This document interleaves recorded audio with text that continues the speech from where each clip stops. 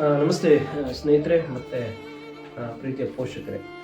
So ಇವತ್ತು ಒಂದು ನ್ಯೂಸನ್ನು ನಾನು ನೋಡಿದೆ. ಸೊ 3ನೇ ಕ್ಲಾಸ್ ಮಗುಗೆ ಹೃದಯ ಸ್ತಂಭನ ಆಗುತ್ತೆ ಅಂದರೆ ಎಷ್ಟೊಂದು ವಿಪರ್ಯಾಸ ನೋಡಿ.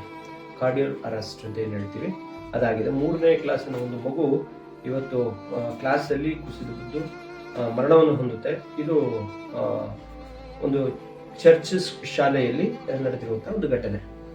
ಸೊ ಇದೆಲ್ಲ ಈಗಾಗಲೇ ನಿಮಗೆ ವೈರಲ್ ಆಗಿರ್ಬೋದು ಈ ವಿಡಿಯೋಗಳು.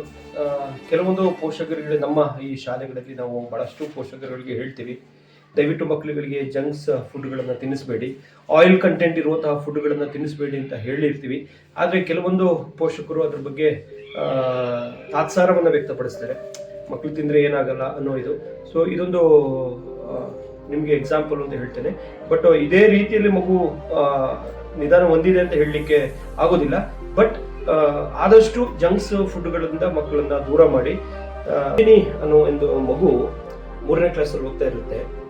ಟೀಚರ್ಸಿಗೆ ಏನೋ ಒಂದು ನೋಟ್ಸ್ ಕೊಡುವಂತಹ ಸಂದರ್ಭದಲ್ಲಿ ಇದ್ದಕ್ಕಿದ್ದಂತೆ ಕುಸಿದು ಬಿದ್ದು ಹೋಗುತ್ತೆ. 11 ಗಂಟೆಗೆ ಶಾಲೆಯಲ್ಲಿ ನಡೆದಿರುವಂತಹ ಘಟನೆ. ತುರ್ತಾಗಿ ಅವರು ಆಸ್ಪತ್ರೆಗೆ ದಾಖಲೆಯನ್ನ ಮಾಡ್ತಾರೆ. 12 ಆಸುಪಾಸಿನ ಸಮೀಪದಲ್ಲಿ ಮಗು ತೀರ್ಕೊಂಡು ಹೋಗುತ್ತೆ.